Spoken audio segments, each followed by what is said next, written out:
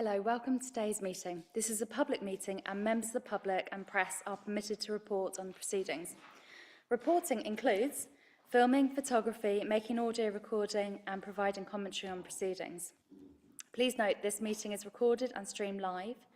These recordings are published on the relevant meeting page of the Council's website. By choosing to attend this public meeting, you are deemed to have given your consent to be filmed or recorded and for any footage to be broadcast or published. If the alarm sounds, the premises must be evacuated immediately. Do not spend time collecting personal belongings.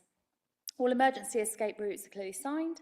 Once you've left the building, the assembly point is in the High Street opposite the Guildhall. Members and other speakers are reminded to use their microphone when speaking.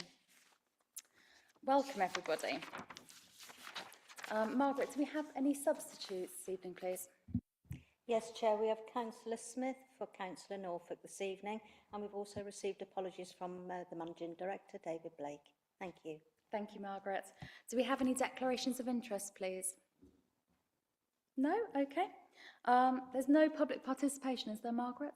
Okay, thank you. Okay, so we'll move on to agenda item 4, South Worcestershire Development Plan and Review, main modifications and consultation. Duncan, would you take that through it, please? Thank you, Chair. Good evening, members of the committee. We have a small number of slides for this particular agenda item, and Hannah Millman and I will just take you through those just to aid your understanding of the matter before you this evening. So, as I'm sure you're aware, the South Worcestershire Development Plan Review was submitted for examination in public in September 2023. And has been in the examination phase of plan making since then. The SWDP review is presented here this evening to you with proposed modifications, and we're seeking your authorisation to consult publicly on those proposed main modifications. The consultation specifically focuses on the proposed modifications.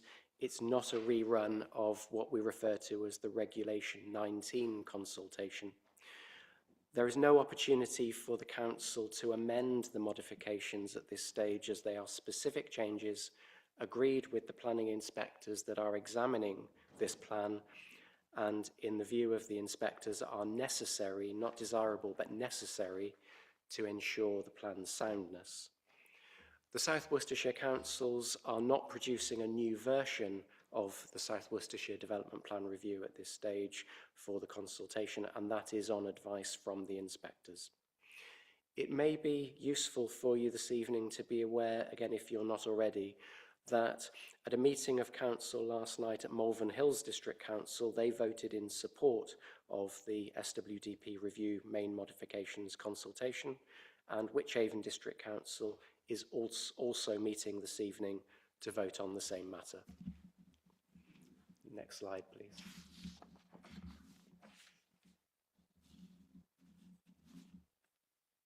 Okay. So, during the plan-making process, you will have heard officers from time to time refer to the tests of soundness.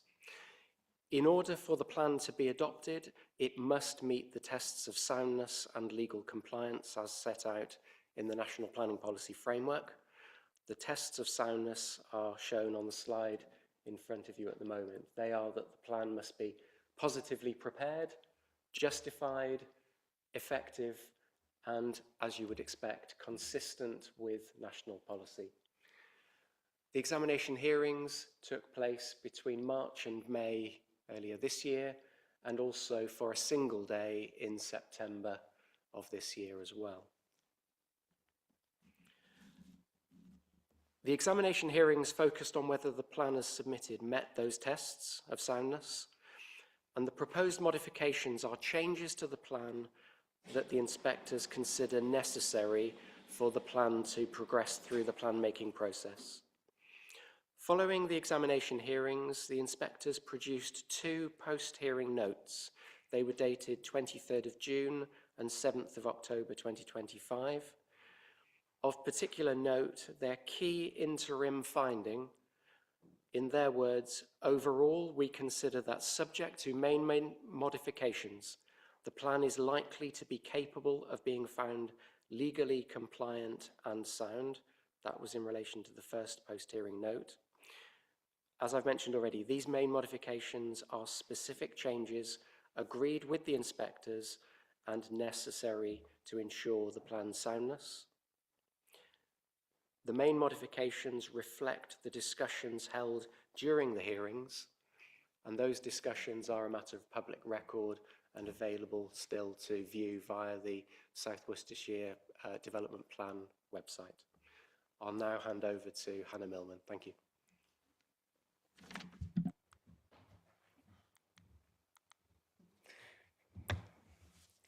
Through the examination process, requirements and supply for both housing and employment have been revised following updates to evidence and further consideration of deliverability of sites. The proposed requirement for housing covers the period 2025 to 2041, and the supply is considered over the same timeframe. Through the proposed modifications, the revised housing requirement is now at least 18,852 dwellings. This is across the South Worcestershire area, not just for Worcester City. The revised employment land requirement is 313.80 hectares. Again, this covers the whole of the plan period from 2012 to 2041 and is over the South Worcestershire area as a whole. For both housing and employment land, the plan allocates sufficient land to meet these minimum needs when considering this with existing commitments, completions and the allocations. This shows that the plan has been positively prepared, which meets one of those tests of soundness that Duncan took you through a second ago. Similarly, the requirements and supply of pitches for gypsies and travellers and also plots for travelling show people has also been updated. Full needs over the plan period can now be met. Again, this is through allocations proposed in the plan, existing commitments and completions to date. And therefore, there is no longer a need to prepare a separate development plan document to identify any further sites. Two new policies are being proposed to be introduced through the main modifications. Policy SWDPR 08 covers significant gaps. This was previously considered under Policy SWDPR 03, which is the Spatial Development Strategy and Settlement Hierarchy, but it is now proposed to be presented as a standalone policy. The actual areas proposed as significant gaps remains the same. This has not been changed through the examination process. Another new policy being introduced is regarding areas of informal recreation, and this is presented as Policy SWDPR 32. This was previously covered within the Green Infrastructure Policy. However, due to questions arising around availability of two of the proposed allocations for this use, this is now becoming an enabling policy, which will allow future sites to be identified and come forwards through the applications process. Other new policies being proposed through the modifications are more site-specific regarding allocations. There are no new site allocations being proposed from the plan as was submitted, but the new policies identify further detail on how these specific sites can be delivered and any mitigations required to make development acceptable. With regards to the Greenbelt Policy SWDPR 04, the inspectors have taken a pragmatic approach to this policy. Whilst we've been able to move forwards with plan preparation and get to this point, this has been done under transitional arrangements between two different versions of the MPPF. The September 2023 version, which we prepared the plan under, and the December 2024 version, which up until yesterday was the latest version available. This has meant we've been able to continue through the examination process. However, it did give rise to potential conflict between local policy in the SWDPR and that of the latest MPPF, which would be used for determining applications. Therefore, this policy has been amended to refer back to the latest national guidance in the MPPF regarding what is considered appropriate development within the green belt.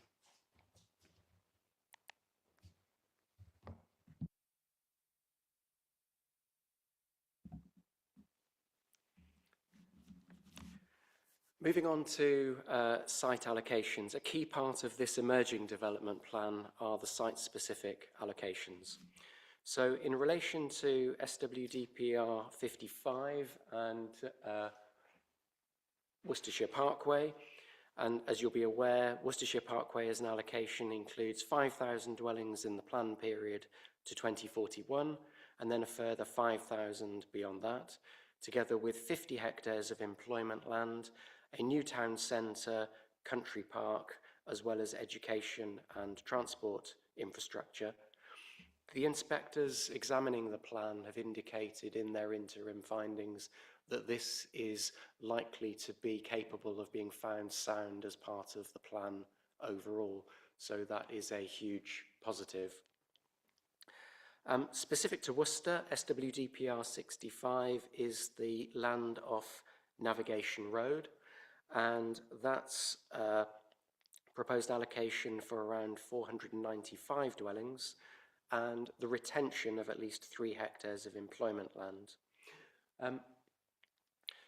Your officers sought opportunities through the plan making process to make this policy a little bit more robust, and by that I mean specific reference to a requirement for a local convenience store, some community facilities and high quality active travel infrastructure.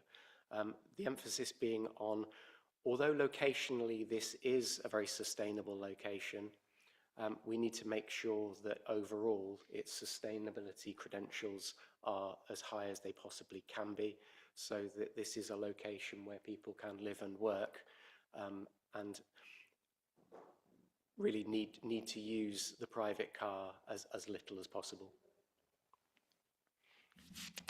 So again, the inspectors have indicated with those enhancements to the policy that this allocation is capable of being found sound as part of the plan overall, but with the modifications that they have requested. 2 other items. Throckmorton was proposed to be allocated for 5,000 dwellings and 60 hectares of employment land. The inspectors did not consider that this was sufficiently justified to be included in the plan, but have said that it could be a future area of search, and therefore Throckmorton is likely to be reassessed as part of any future development plan work beyond the adoption of the SWDP review. And then last but not least, deletion of the allocation of land at Blackpole Road for employment use. The inspectors unfortunately weren't persuaded by the evidence that the council's put forward for the release of this land from the green belt for employment purposes. They didn't consider that exceptional circumstances existed for its release. That's disappointing because during the examination hearing, the inspectors only really asked about potential for rounding off the site and slightly amending the allocation boundary.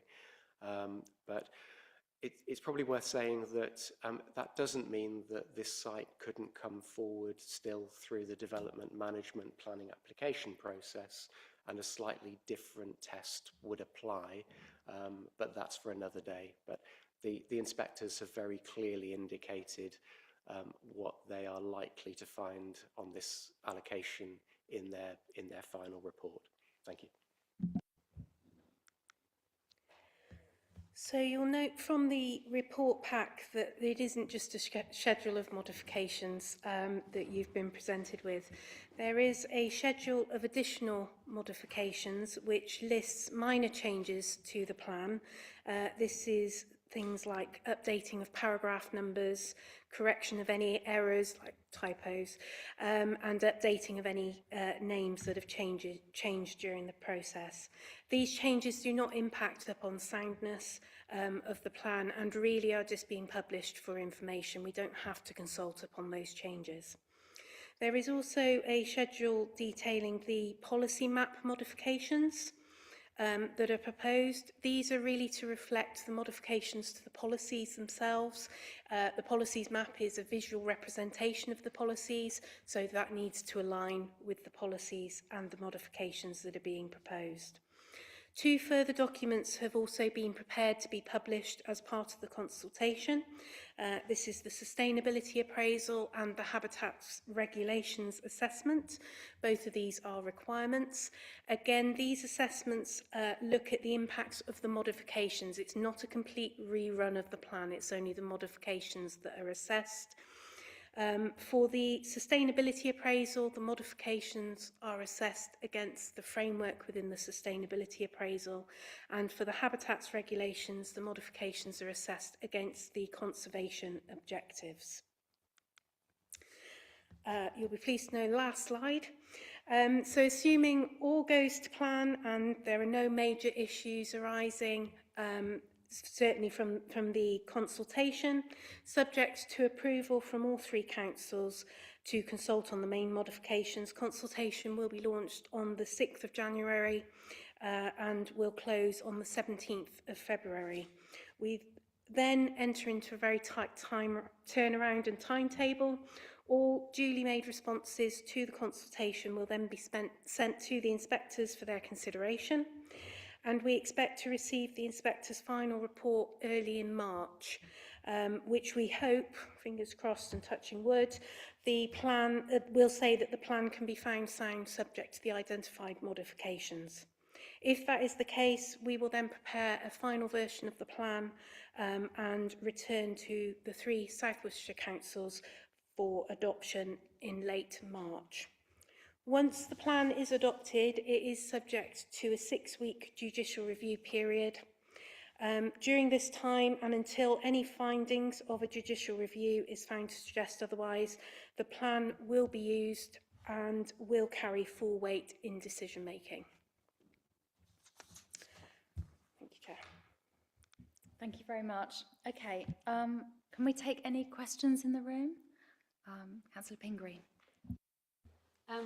Thank you, Chair, and thank you for the presentation. It's very good. I have quite a few questions about the plan. However, I'm happy overall with the plan going to public consultation, and I wonder if it'd be more appropriate for me to raise some of the questions I have at public consultation instead of here. I could give you an example of a question, and then you could maybe decide where would be the most appropriate place to raise it. Through you, Chair, without knowing exactly what your questions are, Yeah. it is difficult to advise. I think we would encourage you, any questions that you feel you'd like to ask to help you understand the plan, the process, and hopefully support the recommendation. We're happy to try and answer this evening. Okay, cool. I'll ask one of them, and then we can decide. So my question is about the development. Oh, I can't remember what the road is called now. It's the one that's in Worcester, and I had it on my screen a second ago. Navigation Road, that's the one. Which is that there are 495 dwellings, and it's 30% affordable housing. And many other parts of the plan, different developments, we're seeing around 40% affordable housing. So why is it lower in this particular area? Through you, Chair, the percentage of affordable housing is affected by things like whether the site is greenfield or brownfield. Typically, brownfield sites are more challenging to bring forward and don't generate the same developer profit, for example, as greenfield sites. And the slightly lower level of affordable housing is a reflection of that. But in all cases, and particularly in the case of brownfield sites, if it's demonstrated to the council through an open book site-specific viability assessment that a level of affordable housing lower than the policy requirement stated in the plan is the maximum level that can reasonably be delivered, then in certain circumstances the council may have to accept that and still grant permission, but with a slightly lower level of affordable housing. But that level of assessment only arises, if it arises, at the planning application stage. the plan and planning policy gives a very clear starting position. Thank you. Did you have another question, Councillor Pingree? I have quite a lot. Can I ask a few more? Yeah. So on page 30, on point 4, there is a calculation for the whole life cycle of carbon emissions, and it's a nationally recognised whole life cycle carbon assessment methodology, and that's been taken out entirely. And I wonder what assessment process we actually have for, because the idea of carbon emissions hasn't been taken out, but what assessment process do we have? Chair, Hannah and I might want to both try and answer this question. What we've seen through the time that we've been formulating and progressing this plan is changes in terms of the government's approach to what should be in a planning development plan and what should be left to things like building regulations. And typically what we're seeing is things no longer needing to be included in the planning development plan, but left to building regulations. So another example might be, for example, in relation to electric vehicle charging and that sort of thing. So in many cases, that's the reasoning behind things that were initially in the draft plan, but through the process of examination, hearings, etc., have been removed. Thank you. That's really helpful. In fact, it's struck off a few other points that I had, so that's good. We're narrowing it down. So thank you for that. I have one more that I think actually might be relevant, and it is about, it's page 191, which is about a development in Malvern.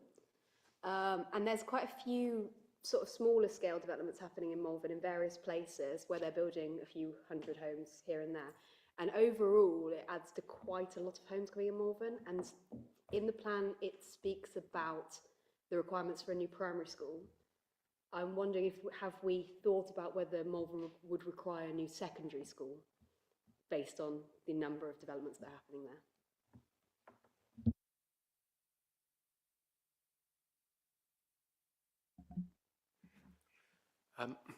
This is going to start off sounding like a very similar answer to your previous question. So because typically the process of producing a development plan takes not months but years, building up an evidence base, working closely with consultees, including the County Council and obviously their specific responsibilities around education infrastructure. Typically, we've gone from an approach that's sometimes described as predict and provide, instead to an approach which is referred to as monitor and manage. The officers at the County Council are monitoring very closely the need for future school places at both primary and secondary school levels. And there is clearly the possibility that that will change over time, and this plan has a horizon of 2041. So one of the things that the inspectors have asked us to do is make modifications that make this plan flexible. So the exact requirement may not be fully known until such time as a planning application is submitted. But what sits alongside the SWDP review is the infrastructure delivery plan.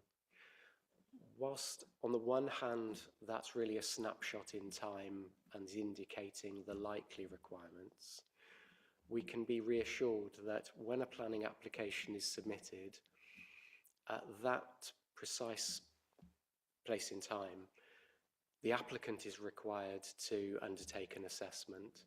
The County Council will provide their consultation response in terms of what is required, either delivery of physical infrastructure by the developer or a Section 106 financial contribution towards education infrastructure.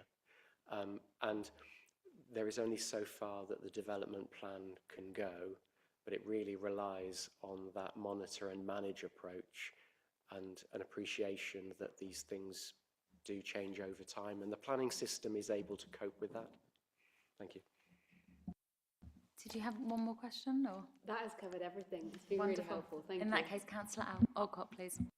Chair, thank you. And I will be quick, but obviously with that approach, that's fine. But from a personal point of view and a county councillor point of view, I feel as though with the previous Conservative administration and now with the Reform administration, they have not been adequately looking at school sufficiency, and we are having to send Worcester children to Malvern schools. So I just hope that this plan and things will change in the future and we can do more to adapt, because I get no assurance from the current administration or the plan around school sufficiency. Thank you.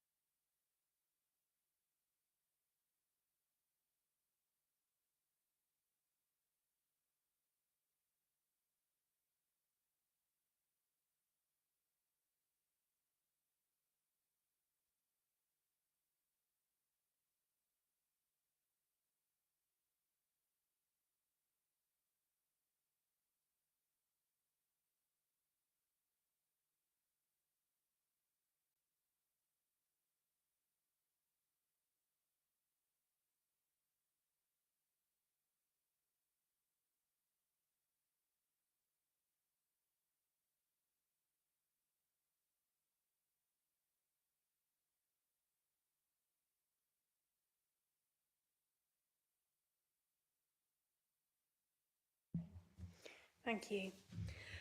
Before I begin, I would just like to highlight there is a correction needed in the covering report. For anybody who's really awake, you'll have spotted it already. At paragraph 2.2, the currently adopted local development scheme was adopted in January 2025, not in September 2023, as currently stated in that paragraph. Apologies for that.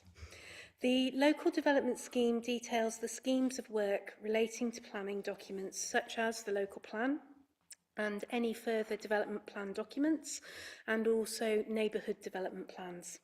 It is no longer required to detail work on emerging supplementary planning documents. That's no longer detailed in the local development scheme.